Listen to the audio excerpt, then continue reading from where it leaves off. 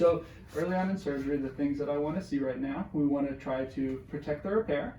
We want to try to control pain and swelling, and we just want to try to gently get things moving. Your pain seems to be well managed. You're decreasing your pain medication, and that's good. Are you still icing? Yes, I have a power play at home.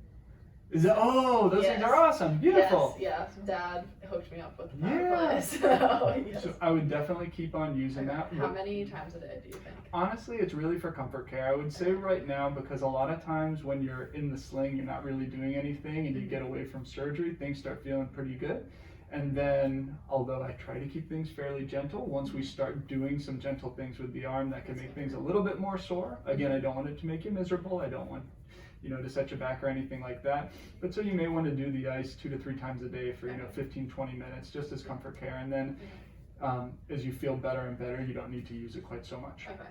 I've been doing it twice a day for about an hour every time I do it. Yes. So at this point out of surgery, usually 15, 20 minutes is enough to kind of numb up the area. Okay. There is some literature that shows that if you go beyond 30 minutes, you kind of get a reversal where you get an opening of the blood vessels rather than a constricting.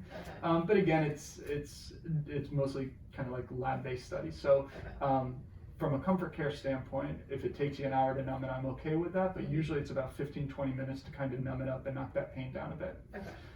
And then you're not having to be attached to the machine quite so long. So it's all negotiable, so you can just kind of I just let walk me know. around with it because it's like I clip it on and then I'm doing whatever. That's so awesome. Yes, yeah. I'm down with that. So as we go through the rehab process, the target is going to change. So as you continue to heal, and we don't need to protect the repair like from a sling standpoint as much, then we can start progressing range of motion a little bit more. As your passive range of motion gets better, so that's like your available range of motion gets better, then we start progressing a little bit more into strengthening, so getting into more rotator cuff strengthening, shoulder blade strengthening. And then as you're comfortable, your motion's better, your strength's better, then you transition into the fun stuff, the higher level stuff, sports and stuff like that. Absolutely. Is there anything like big from an activity standpoint you want to get back into eventually? Eventually, I would really like to be back to running. Yeah. And back in the pool. Oh yeah. Yeah, because I have in our apartment building, I have an indoor pool. Like I'm a big swimmer. I have been since high school. So I'd like to be able to get back. I'm a breaststroker, and like even thinking about doing a breaststroke right now freaks me out. Yeah. So. Not just yet. But I think those are totally achievable Yeah. goals for sure. Okay.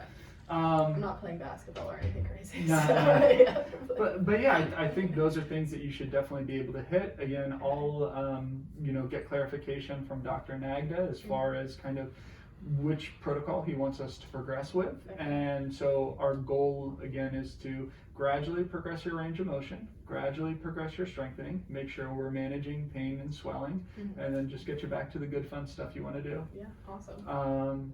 I would like to see you. Have you scheduled appointments? Yes, I think I have you. Originally what I did was, because I booked them